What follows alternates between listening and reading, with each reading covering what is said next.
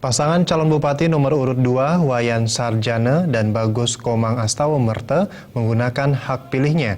Calon bupati Wayan Sarjana memilih di TPS 7 Banjar Pacung, Desa Baturiti, sementara wakilnya di TPS 1 Banjar Abian Lalang, Desa Wanesari, Tabanan.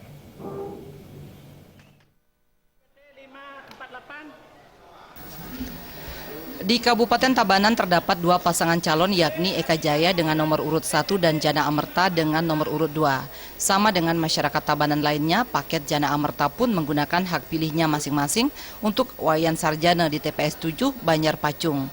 Sarjana datang ke TPS bersama keluarga, istri dan anak. Sementara calon wakil Bupati Ide Bagus Komang Astawamerte di TPS 1, tepatnya di Balai Subak, Babakan, Wanesari, Belodan. Ia pun datang ke TPS bersama keluarga, istri dan anaknya.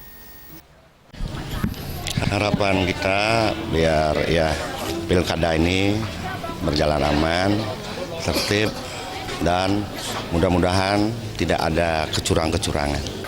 Antisipasi kita sudah di beberapa TPS se-Kabupaten Tabanan ini kita sudah menyiapkan saksi-saksi dan yang harus bekerja maksimal untuk mengurangi kecurangan.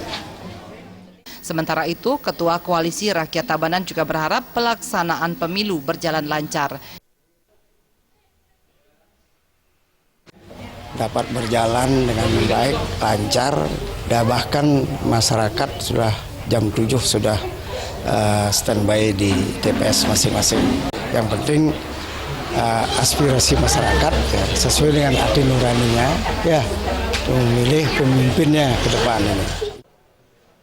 Pelaksanaan pilkada serentak di Kabupaten Tabanan secara umum berjalan aman dan lancar.